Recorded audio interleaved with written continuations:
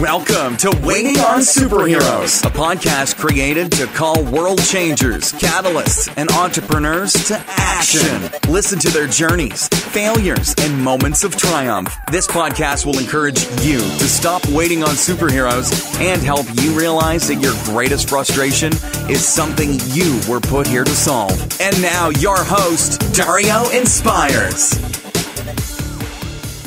What's up, heroes? Welcome to another episode of the Waiting on Superheroes podcast. We have a special treat for you guys today because the modern day Hitch himself, Paul Brunson, is here to infuse inspiration within all of us. Now, before I go any further, I want you to know that your support is needed.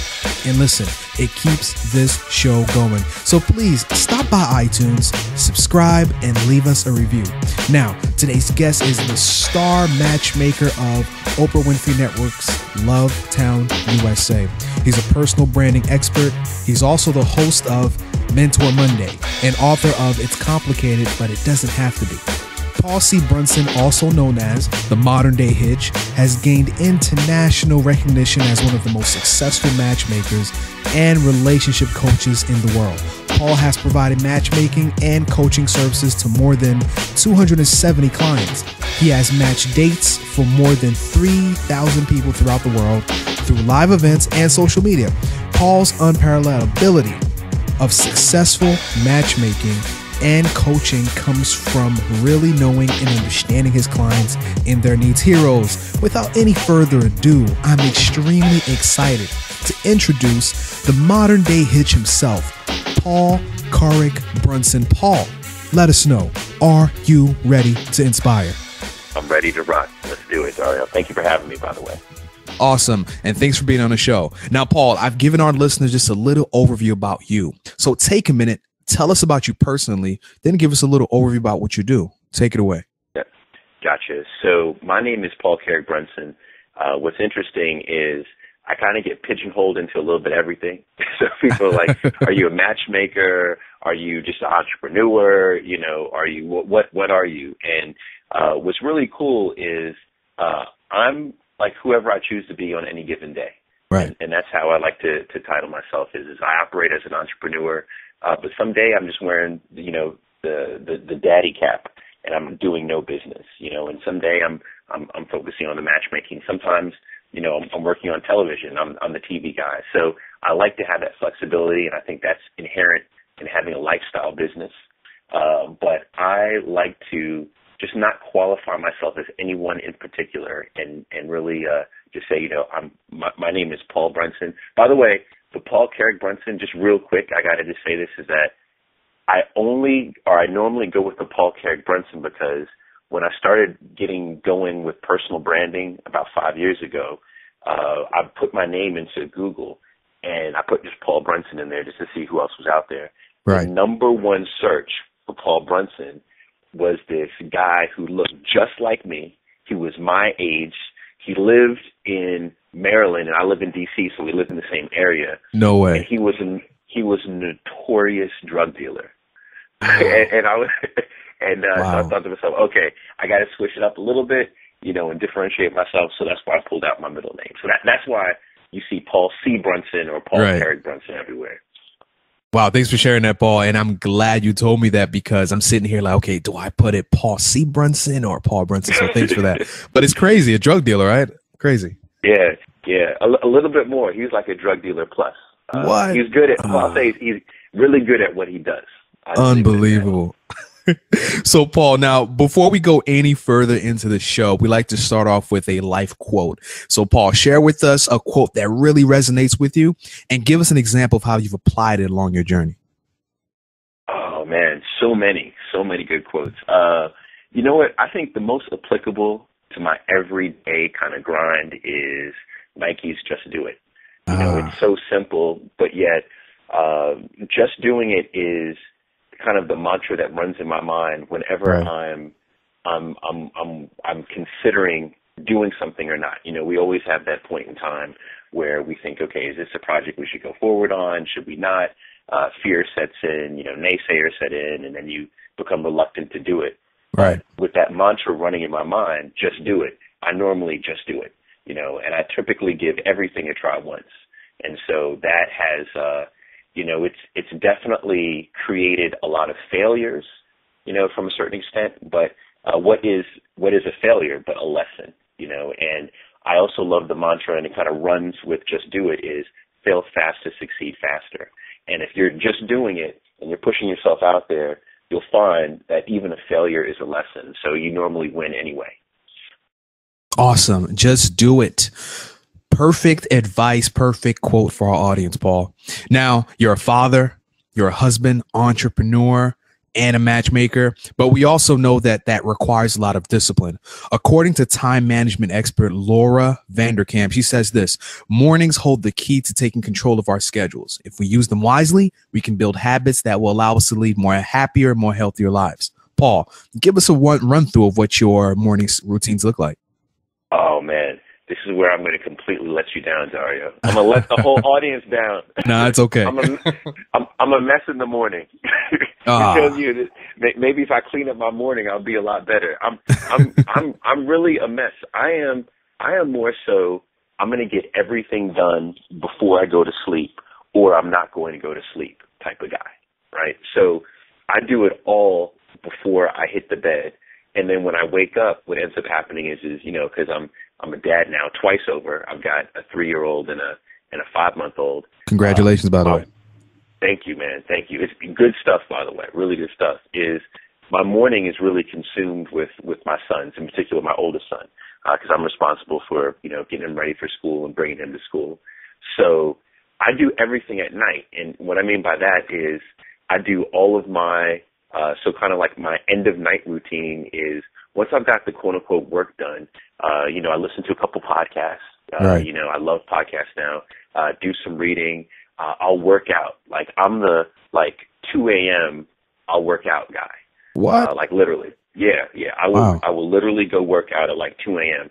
There's clearly there's nobody going to be in the gym, and it's just I like that. And I like going to bed feeling like I got everything out of the day.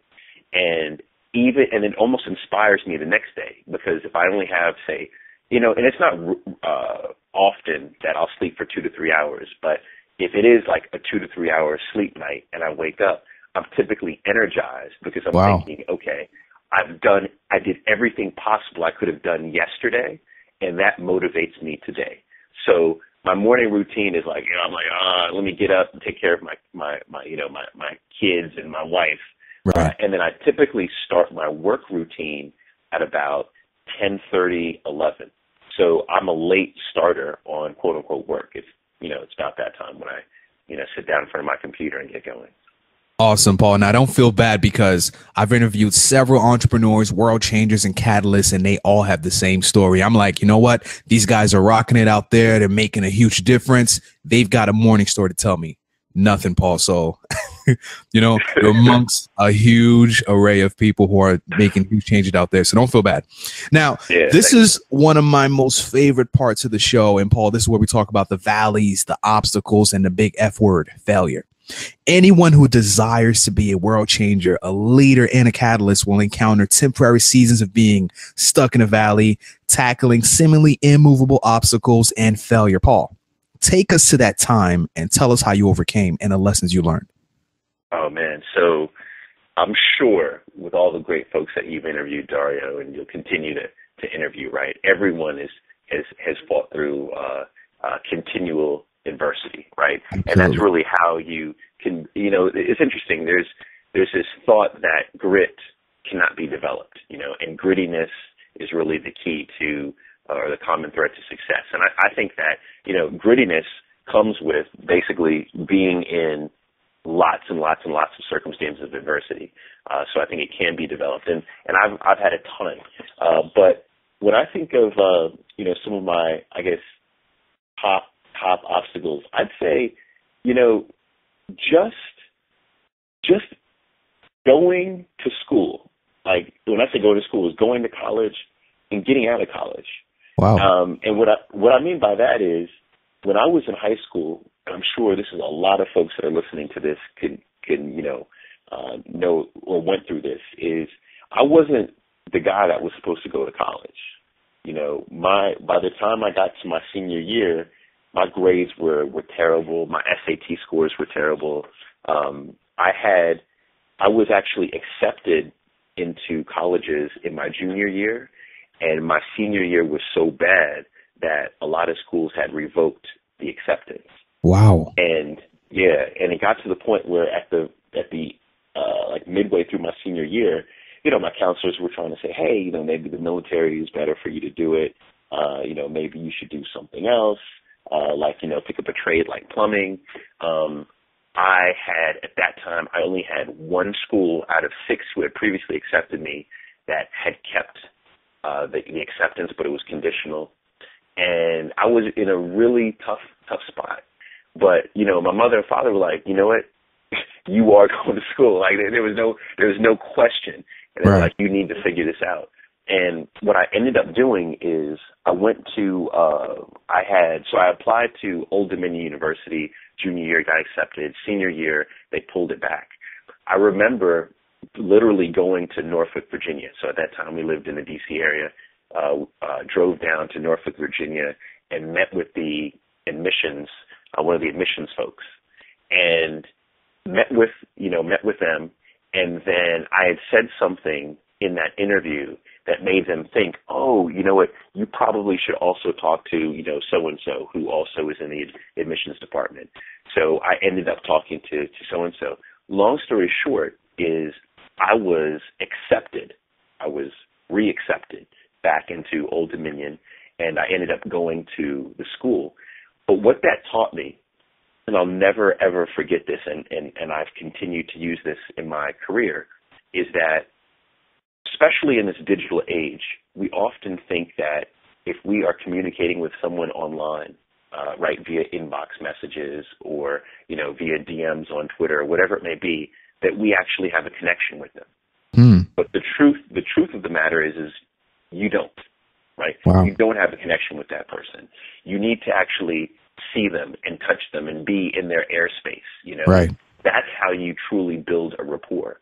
And what's happening is that we're losing that as a society. You know, we have so many people now that realize the power of networking, but yet still are piss poor at networking because they're unwilling to kind of get out of their home and go down to the conference and shake some hands.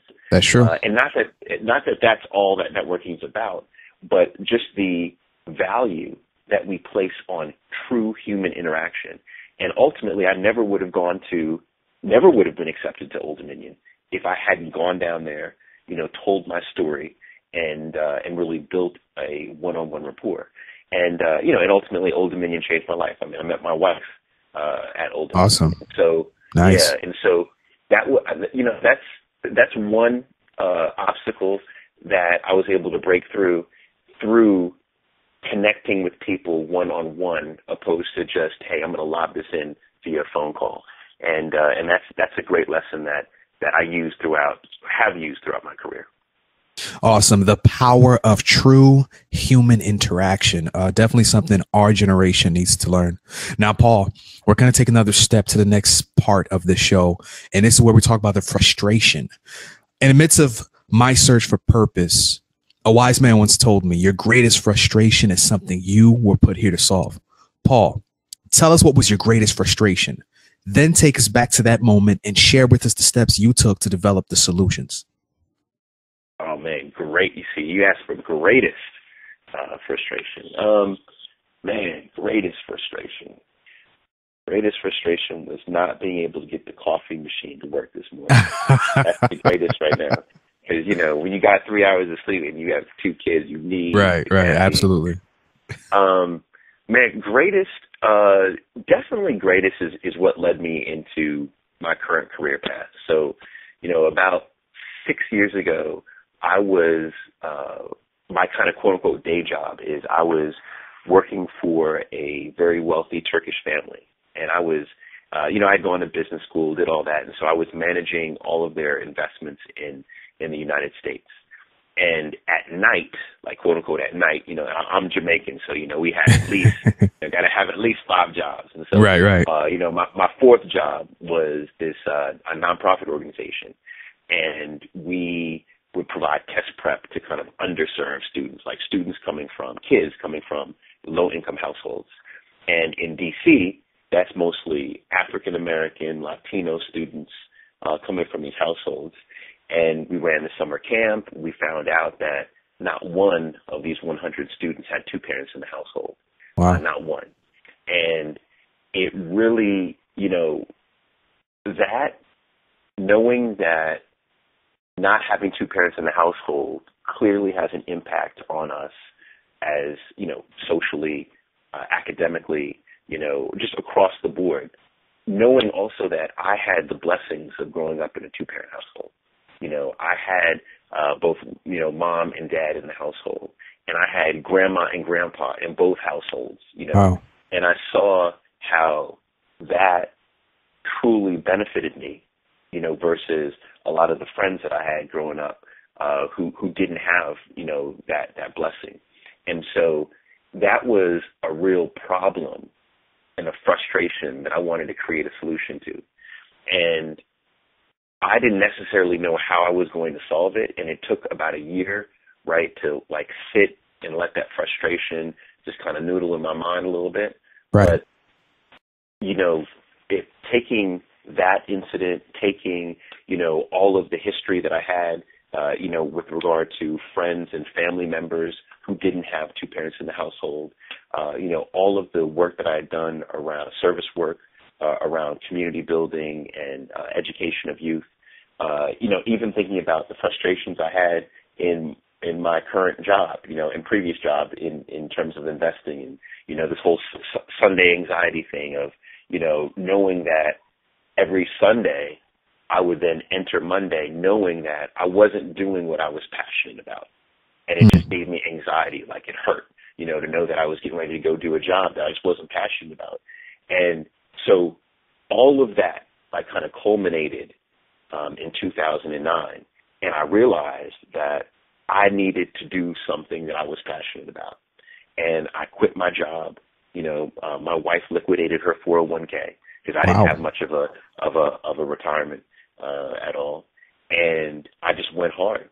I went hard on this new career, and I spent my first year just really studying the craft and the science of matchmaking, because ultimately I thought that's how I could help to create a solution is, hey, to get more two-parent households is I need to get more people together. And it was the best decision that I ever made in my life. I mean, the first 2.5 years were really rough, really, really rough. We fell behind in bills. We were delinquent in mortgage. We were ducking bills. We weren't making any money, but we were making progress with regard to, our awareness and our insight and our skills and our service level. And 3 years into it, everything changed. I met Oprah Winfrey. She put me on a TV show that changed my life. And so I will say that when, Martin Luther King talks about stepping out on faith, and that being taking the first step when you don't see the staircase, that quote never would have truly resonated with me unless I went through this experience. And when you can't go to sleep at night because you're thinking about trying to solve something, when you wake up and throughout your day, all you could really think about is that thing, whatever that is, you must do it. You are never going to be fulfilled unless you do it. And that's exactly, that was a frustration, and that's how I went about solving the frustration. Awesome, Paul. Thanks for sharing that. By the way, how did the book come from that? Oh man. Well, the book, there's so many things that hit right around kind of the same 2012 time frame. But with the show, or actually right before the show, there was a show that I had on the Oprah Winfrey Network where I co-hosted with Oprah and a woman named Kaylin Rosenberg, and it was called Lovetown USA. And before we got the show deal, I got a book deal literally off of Twitter. It shows you the power of Twitter. I mean, literally because of the influence level that I had on Twitter, this publisher gave me a really, really good book deal. And so I remember getting the book deal. Then we got the television show, which was the, huge blessing. And so I was literally writing, while we were shooting the show. And so that was the book. And then we ended up there was another show that we did on the Oprah Winfrey Network called Soul Pancake. We've ended up doing, significant number of tours. Our matchmaking agency grew from just myself and my wife to now we have a full staff of 10 working on it. We've rolled out other initiatives, conferences. We're now working on another television show that I'm executive producing. There's so many blessings that have come, and I never would have realized any of these or been able to participate in any of these or to be able to see, kind of the fruits of our labor, right, helping to solve that problem unless I had stepped out on faith, 5-6 years ago. Wow. Now, Paul, that was an amazing story. You know what? Amazing frustration. Thanks for sharing that. Thanks for sharing that triumph, and thanks for sharing the solutions that came out of that frustration. So, Paul, let's end by you telling us now, who is your superhero? Tell us about a person that has made a major impact in your life and why you consider this person a personal hero. Oh, man, without question, without doubt, without any hesitation, it's my father, hands down. And I probably wouldn't have said that, 10 years ago or 15 years ago. Wow. But being, this is the interesting thing to me is, my father grew up in a time where, well, first, he grew up without his father, right? Mm. So his father left, the family. And so he grew up, and by the way, my grandmother ended up remarrying, and then that's the kind of the grandfather that I know, right? Right. But my father didn't have that guy in the household when he was growing up. He was the oldest. He also grew up in a time where it wasn't about, the man being at home and spending time with your children. It was about you need to be out, bringing money in to support your family. And he grew up in a household that had never gone off to college, and long story short is this guy, made his way. And I mean, obviously he's smart, but he is so self-disciplined that he was able to make his way to the military, on a GI Bill, to college, through a war, right, Vietnam, back to the States, into graduate school, became an engineer, started a company, sold a company, started another company, sold a company, ended up going through the ranks and really becoming very successful in terms of a businessman. But when we look at a lot of our businessmen and women in this day and age, we often think, oh my God, okay, they're great at business, but their home life is a disaster. Right. Yeah. Like they've been married 10 times and that kind of thing. But you look at this guy, and every minute that he was not at work, he was at home. Mm. He really sacrificed. He realized he had to make sacrifices, so he didn't have friends, right? He had his family. Wow. He went to work. So when he wasn't at work, he was with his family. He was supporting his family. And I distinctly remember, not one football game when I used to play football or track that he wasn't at, and growing up, I never really put a value on that. I was like, okay, this is what this guy is supposed to do, Mm. But then now, in this, like today, it means so much to me. I was just in, my parents live in New York. I was just there 2 days ago. And, right before he walks out the door, he gives me a hug and a kiss and says, I love you. Wow. I mean, just that, it just means so much. And it's allowed me to see that I can do the same thing, and I need to do the same thing, and I should do the same thing. And he's had an incredible influence over my life. And so, hands down, my father's my superhero. Awesome. And kudos to your father for being a great example, for not only being successful as a businessman, but being successful as a family man, which is what we should value, actually. So, Paul, thanks for sharing that story with us, and thanks for sharing that experience. So, Paul, real quickly, tell us, what is Mentor Monday? Oh, man, I'm in love with Mentor Monday. I guess real quick is it just started as something, a lot of people were, hitting me up on social media saying, hey, Paul, I'm looking for a mentor. And I picked up a couple mentees, and then I tried to refer a lot of people, and it just didn't work. Well, when I say didn't work is I didn't have enough mentors to refer the mentees to. And so I decided, hey, I'm going to start coming on Spreecast, like this video platform, every now and then, and I'll just answer questions. And that grew to, hey, Paul, why don't you bring other people on, let them answer questions too? And that grew to, hey, we need to be doing this on a regular basis. And that grew now into a mastermind group that we haven't yet kicked off. We kick it off in 2 weeks, but 543 people have signed up. And so really, wow. Mentor Monday now is we meet via video Spreecast twice a month, right? Every second and fourth Monday of the month at 9 p.m. Eastern Standard Time. And I bring on great entrepreneurs like you, Dario, right? And absolutely. You and I would just kick back for an hour. We would drink because I'm a bit of a drinker, right? So we would drink.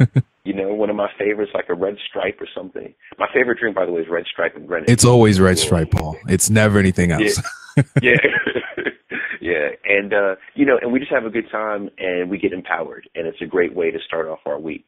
It's something that I'm really having a good time doing. And I just do it for fun. I just do it for giving. And I guess the only point I can make there is that the more that we make ourselves of value, the better our lives will be.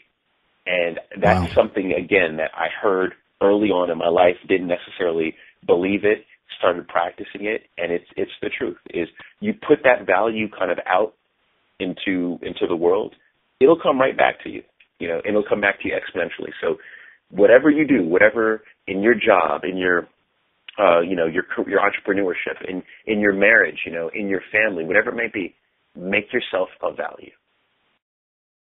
Awesome. Make yourself of value.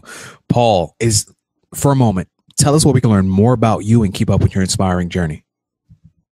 Man, Paul, at Paul C. Brunson.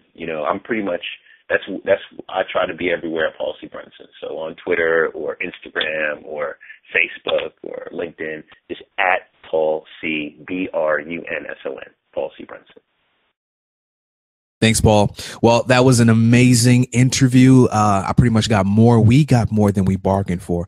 Everyone can find the links, the resources Paul's provided, his book, contact information at darioinspires.com. Paul, thank you for your time. Thank you for your energy. Thank you for your story. We just want to tell you to keep inspiring and keep soaring.